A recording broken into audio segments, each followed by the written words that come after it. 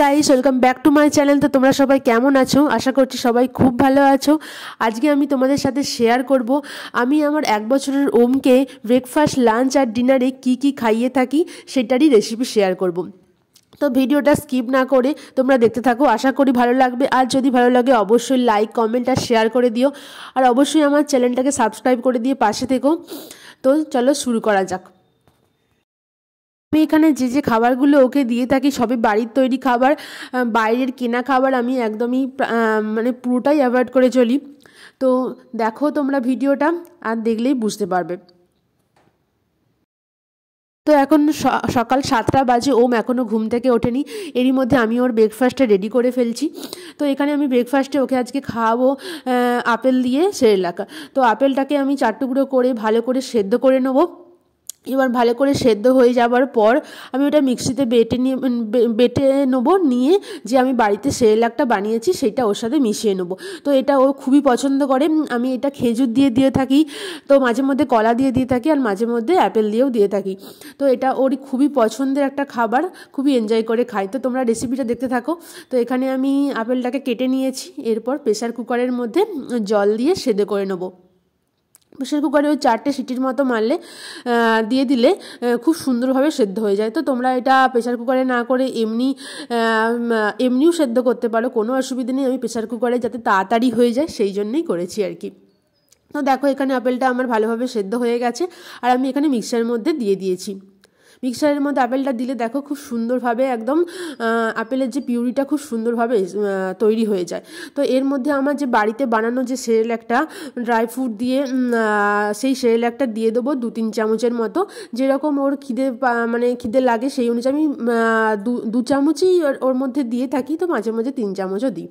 তো দেখো আমি এখানে সেরেলাকটা ওর মধ্যে দিয়ে দিচ্ছি আপেল পিউরিটার মধ্যে।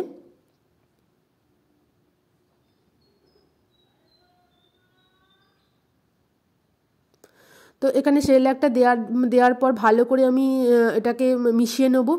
মেশানোর পর খুব সুন্দরভাবে তৈরি হয়ে যাবে। দেখো খুব সুন্দরভাবে মিশেও গেছে। আর যেহেতু সেরেলাকটার মধ্যে যেহেতু ওটস আছে, চিঁড়ে আছে, তো সেই জন্য একটু 5 মিনিট রাখলে এটা একটু ফুলে যায়, আর জিনিসটা একটু থকথকে টাইপের হয়ে যায়। তো এটা তো ওর খুবই পছন্দ। তো এটা হলো মিটে গেল ব্রেকফাস্ট। এরপর আমি লাঞ্চ তৈরি করব। তো আজকে লাঞ্চে ওকে খাওয়াবো হচ্ছে যে চিকেনের স্টু খাওয়াবো। তো এখানে আমি চিকেনের স্টু করার জন্য নিয়ে নিয়েছি 1 পিসের মতো চিকেন, না যেটাকে আমি ছোট ছোট টুকরো করে নিয়েছি। আর নিয়ে নিয়েছি সবজির মধ্যে বিনস নিয়েছি, আলু নিয়েছি, গাজর নিয়েছি, পেঁপে নিয়েছি, পেঁয়াজ, আদা আর রসুন। তো কিছুই না, এই যে রেসিপিটা এটা বড়রাও ট্রাই করতে পারো। চিকেনের স্টু রেসিপি নতুন করে বলার কিছু নেই, এটা তো সবাই প্রায় জানো। তো এখানে প্রেসার কুকারটা গরম হয়ে যাওয়ার পর এর মধ্যে 1 টুকরো বাটার দিয়ে দিয়েছি, আর দিয়ে দিয়েছি ফোড়ন হিসাবে অল্প একটু জিরে।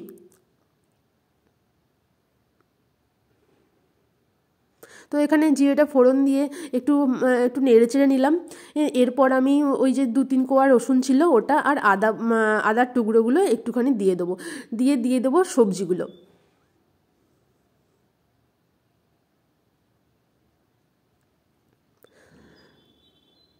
তো এখানে আদার টুকরো আর রসুনটা দিয়ে সবজিগুলো দিয়ে ভালো করে নেড়ে নেবো।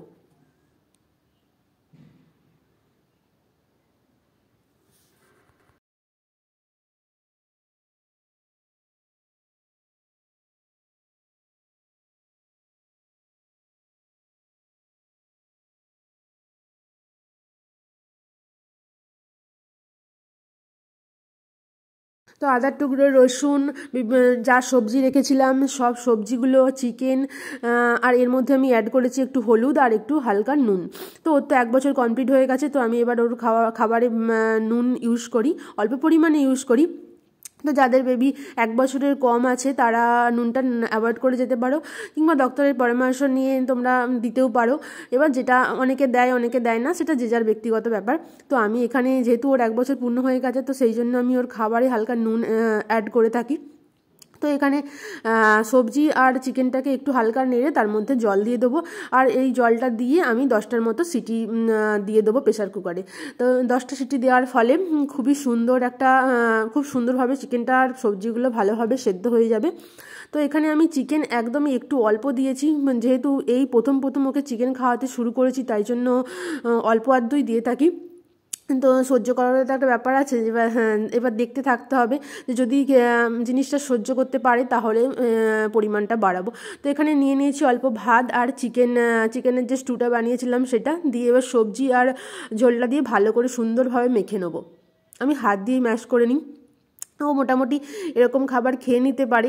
মাঝে মধ্যে এই যখনই বাচ্চাদের বয়সটা প্রায় 10 মাস 11 মাস এই 12 মাসে পড়ে যায়, বাচ্চারা এতই দুষ্টুমি করতে থাকে যে খাবার দাবার খাওয়ার খুব একটা আগ্রহ থাকে না। এবার বিভিন্ন রকম বাচ্চা বিভিন্ন রকম হয়, তো আমার বাচ্চা তো খুবই দুষ্টুমি করে, খাওয়ানোর সময় প্রচণ্ড পরিমাণেই ওকে এদিক ওদিক করে খাওয়াতে হয়, খুব বায়না শুরু হয়েছে। এবার এই বয়সী বাচ্চাগুলো সবাই বলে যে খাওয়াটা বেশি আগ্রহ থাকে না। তো সেরকমই আমার বাচ্চাও সেম। আবার কিছু বাচ্চা আবার ভালো খেয়েও নেয়, তো তার মায়েদের খুবই ভাগ্য ভালো যাকে বলে আর কি। তো যাই হোক, ওকে তো খাওয়ানোর সময় খুবই হচ্ছে যে ফ্যানতারা করতে হয়, তো সেই জন্য খাওয়ানোর ভিডিও ক্লিপস একটাও নেওয়া হয়নি। যখনই ওকে আমি খাওয়াতে যাই, যদি মনে করি যে আমি ভিডিও বানাবো, ও এসে ট্রাইপডটাকে টানাটানি করবে, নয়তো যদি কেউ ভিডিও বানিয়ে দেয়, হয়তো কেউ দেখছে যে কেউ খাচ্ছে আর কেউ ভিডিও বানাচ্ছে, সেদিকেই তাকিয়ে থাকবে। তো সেই জন্য আমি শুধুমাত্র রেসিপিগুলোই তোমাদের সাথে শেয়ার করছি। তো হয়ে গেল গল্প করতে করতে ওইটা খাইয়ে দিয়েছি। তারপর সন্ধেবেলাতে ওই রাত্রি 8টা, সন্ধেবেলা ঠিক না, 8টার সময়তে ওকে আমি ডিনারটা কমপ্লিট করিয়ে দিই, কারণ 8টার সময় বসলে ওটা ডিনারটা কমপ্লিট হতে বেজে যায় 8:30, 8:30 9টা এরকম বেজে যায়। সেই জন্যই আমি মাঝে করি কি যে 8টার সময় ওকে ডিনারটা খাওয়াতে বসে যাই। তো আজকে ডিনারের মধ্যে নিয়ে নিয়েছি সবজি দিয়ে ডাল, আর ডালের মধ্যে আলু ছিল, গাজর ছিল আর মুগ ডাল ছিল। তো এখানে আমি রুটি নিয়েছি, রুটি হচ্ছে যে মিক্সারে গুঁড়ো করে নিয়েছি। এটা অনেকে ভিজিয়ে রাখে গরম জলে, কিন্তু আমি কি করি, মিক্সারে গুঁড়ো করে নিলে খুব সুন্দরভাবে গুঁড়ো হয়ে যায়, আর গরম ডালের মধ্যে ওই রুটিটা দিয়ে দিলে একটা সুন্দর খাবারটা তৈরি হয়ে, যাতে ঘিটে নিতেও খুব অসুবিধা হয়।